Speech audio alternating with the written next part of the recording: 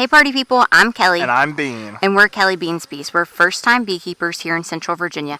And today, we are diving into the cookie dough hive. So, we are going to see here if there are any frames in this medium that are honey filled. So, they've started drawing this. If you saw 2 videos ago now, we went into the fish food hive. That's our one all the way at the other end. And they have a super on there, but they hadn't really drawn anything. The cookie dough hive is drawing the end frame, which is wonderful to see. Ooh. Yeah, that one is quite heavy. So up here, if you haven't seen the videos previously, you can look and see there's this little metal band right there that you can see between the boxes that looks different. That is our queen excluder. And it does just as the name says. It excludes the queen. So what that means is up here, all we should have is nectar and honey. We shouldn't have any kind of brood up here because the bees can't get up here. They've actually built a queen cup up here. What the heck? I know. There's no point in having the queen cup up here because, again, the queen can't get up here to lay in it. But it's up there, so I'll squish it. So we're looking through here. The last time we were out here, they had done a pretty good job of putting honey up here. And theoretically, this is honey for us. Whoop, whoop. Once you get above 2 brood boxes, once you get above 2 brood boxes, you can pretty much take anything that's up here. The bees should be able to get through the winter on the 2 bottom brood boxes. But the problem is, last time we were out here, they had almost no resources stored in either of these boxes. They were both completely packed out with brood. So we're going through today. I'm going to see what all of this looks like up here. And then I'm going to go down below, see if they have any resources stored there, or if this is all the resources they have. If this is all the resources they have, I'm not super worried about taking things. I may take a frame or 2 and just add extras because they are drawing out the edge frames. But we're going to go through and see. That's my hope, you know? Kelly just wants some honey. Well, yeah.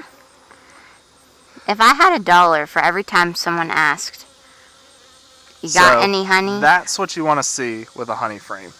So we've been talking about nectar and honey.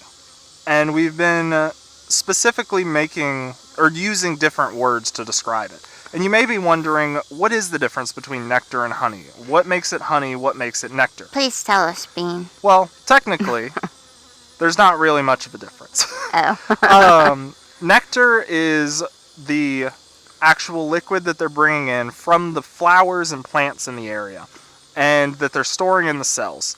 Honey is the end product. So once the bees have brought it into their system, they put enzymes into it, and then put it into the hive. Well, when they do that, you know, honey, people say, doesn't really spoil. Not quite true. It does spoil, but it doesn't technically go bad in a way that's going to hurt you. It just loses a lot of the properties that it has and a lot of the things that makes it unique and actually, like, tasty.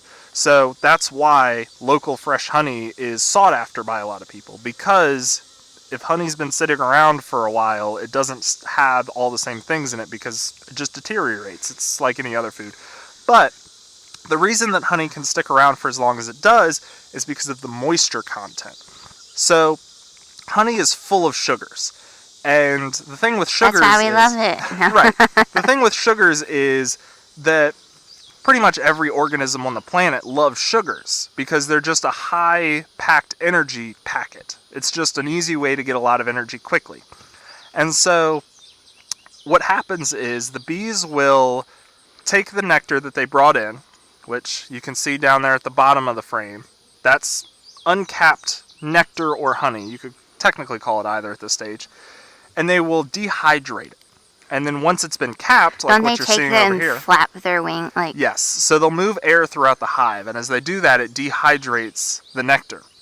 Once it gets to a point where it's going to be shelf stable, where it can store easily and it's not going to go bad, that's when they cap it over like this. Theoretically, it can be ready before they cap it over. There are tools called refractometers that people will use, which we're going to get one at some point, but I didn't expect to get honey this year, so I didn't plan to do anything with honey, and so I didn't get the tools I needed for that. But people will take a refractometer and uncapped honey like that, uncapped nectar, you can actually take a little bit of, test in a refractometer, and that will tell you what the moisture content is. If you're anywhere between like 16 to 18%, you probably want to stay a little bit lower than 18, but 18 I think is pretty safe for most honeys. Then you can harvest it. But we don't have a refractometer, so what I'm looking for, if we're going to take any honey, is something like this, where on both sides of the frame we are completely capped. That is completely safe for me to take. We could stick it in a jar, we could let it sit for 2 years, and then still eat it. Again, wouldn't be as good, but, right, it would be safe. It's not going to spoil, it's not going to ferment, it's not going to go bad, because the moisture content is so low that the bacteria and everything else that would get into it can't survive.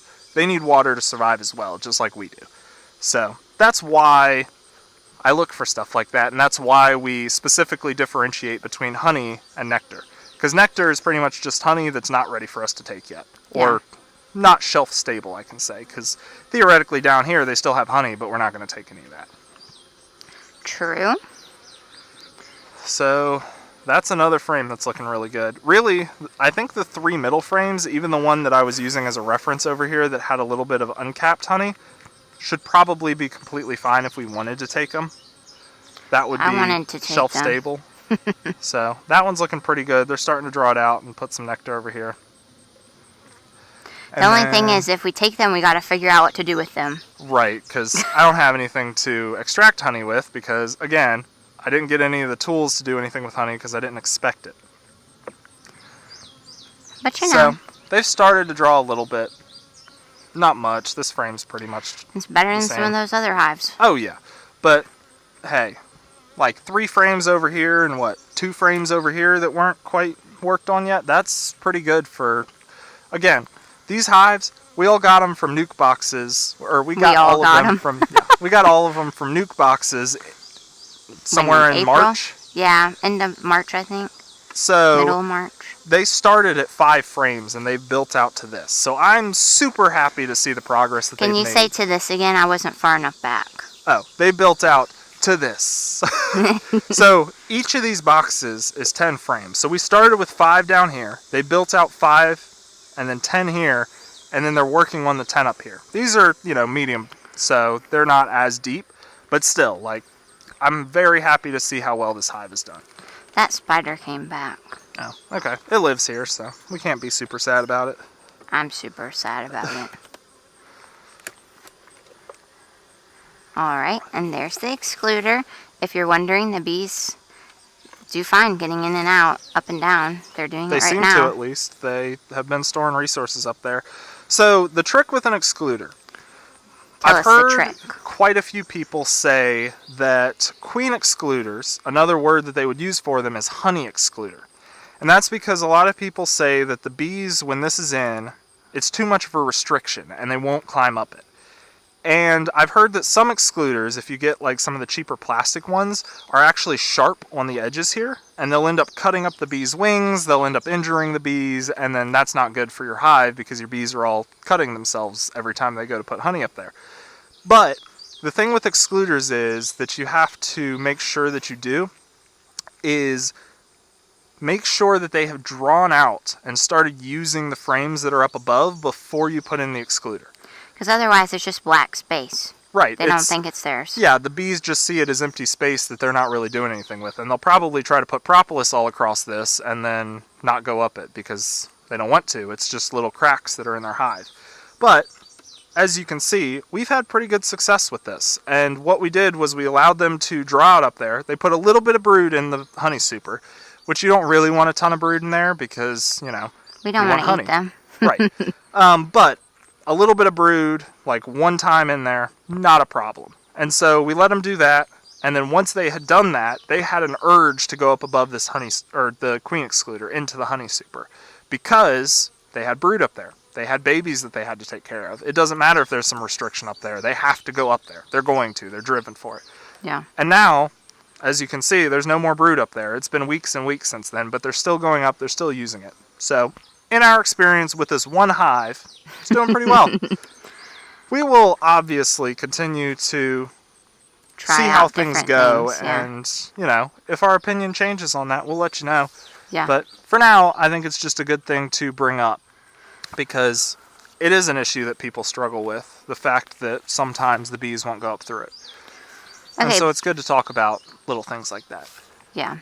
So, buddy, we're around 10 minutes already. I think that we should maybe cut this video and then make the people come back to see what we find and if we're going to take off the honey supers or not. Okay, I think I'm okay with that because this is the honey episode, and I think these people are going to be excited and chomping at the bit. They're going to be like, where's the next video, girl? Right. Upload it. Hey, look at all those hive beetles we've been catching. I feel like we should clean it out, but we don't have any more oil today. Yeah, we'll plan next time.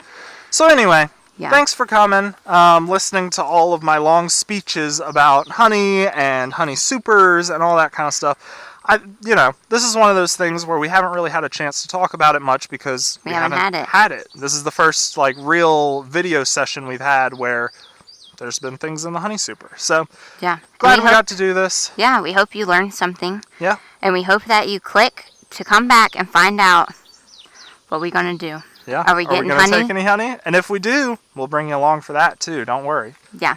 All right, guys. Thanks for being here, and we will see you soon. Bees out. Bees out, y'all.